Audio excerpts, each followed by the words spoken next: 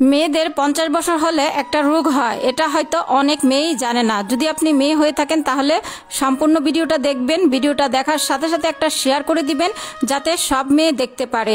আমার বাসা থেকে যখন বিয়ের কথা চলতেছিল তখন থেকে আমার মা জানি কেমন করতেছিল, কাউকেই সহ্য করতে পারতো না। সবার সাথে সারাদিন খুব চিল্লাচিল্লি করতো, খুব ভাঙচুর করতো। কয়েক মাস যাবৎ মা কেমন জানি হয়ে গেছে। একদিন সকাল সকাল বাবা ঘুমাচ্ছিল, হঠাৎ করে শুনলাম বাবার সাথে মা চিল্লাচিল্লি করতেছে। তখন বাবা মাকে বলল, তুমি আবারও শুরু করছো, তোমার জন্য কি আমি শান্তিতে একটু ঘুমাতেও পারবো না? তখন মা বিরক্ত হয়ে বাবাকে বলল, তুমি আমাকে এত বড় কথা বললা, তোমাকে জীবনে বিয়ে করে কি পাইছি, আমার জীবনটাকে নষ্ট করে দিছো, আল্লাহ এত মানুষকে মরণ দেয়, আমাকে কি চোখে দেখে না? এগুলা বলে সকাল সকাল অনেক চিল্লাচিল্লি করতেছিল। বাবা মার সাথে কোনো কথা না বলে ঘর থেকে বের হয়ে গেল। তারপর প্রায় 1 মাস পর আমার বিয়ে হলো। বিয়ে করার পর আমার স্ত্রীর সাথে মা একই আচরণ করলো, কিন্তু আমার স্ত্রী সবকিছুই সহ্য করলো। একদিন স্ত্রী মাকে খাবার দিতে গেল, তখন মা খাবার প্লেটটা ছুঁড়ে ফেলে দিল আর বলল, এসব খাবার কি খাওয়া যায়? তোর হাতের রান্না একদম খেতে ইচ্ছে করে না। তখন আমার স্ত্রী মাকে বলল, আমি রোজ খাবারটা নিয়ে আসলে আপনি এমন করেন, কই বাবা আর আপনার ছেলে তো এমন করে না, তাহলে আপনি কেন আমার সাথে এমন করেন? যদি আমার হাতে রান্না খেতে ইচ্ছে না করে তাহলে আপনার ছেলেকে বলেন বাহির থেকে খাবার নিয়ে আসবে, আমার হাতে রান্না খেতে হবে না। যখন আমার স্ত্রীর কাছ থেকে মা এই কথাগুলো শুনলো, মা তখন আমার স্ত্রীর সাথে অনেক খারাপ ব্যবহার করলো।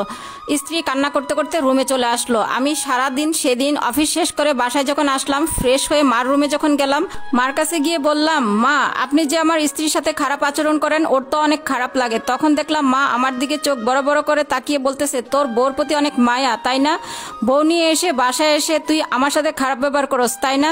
মার কথায় অনেক কষ্ট পেয়ে রুম থেকে বের হয়ে গেলাম। এভাবেই চলতেছিল আমাদের সংসার জীবন। অনেক অশান্তি করতো মা, কিন্তু বুঝতেই পারতাম না কিসের জন্য মা এমন করত। অনেক মানুষে অনেক কথা বলতো।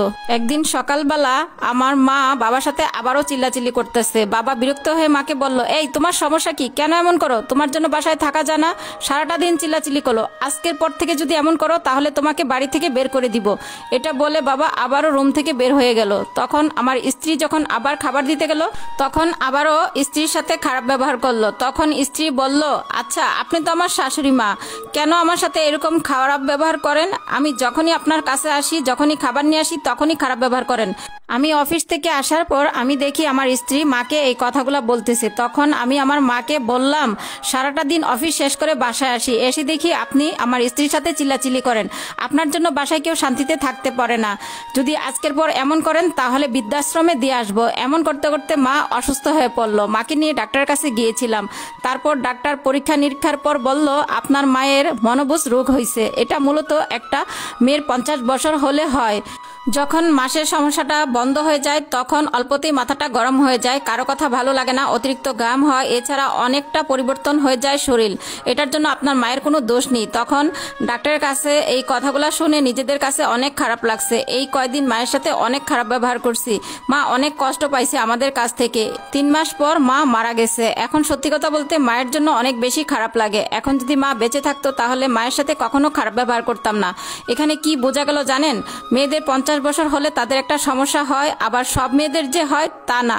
প্রত্যেকটা সন্তানের উচিত ওই বয়সে মায়েদের অনেক কেয়ার করা, অনেক ভালোবাসা। তো ভিডিওটা ভালো লাগলে অবশ্যই ভিডিওটা বেশি বেশি শেয়ার করে দিবেন, কমেন্টে জানাবেন কেমন লাগছে। তো ভালো থাকেন, সুস্থ থাকেন, আল্লাহ হাফেজ।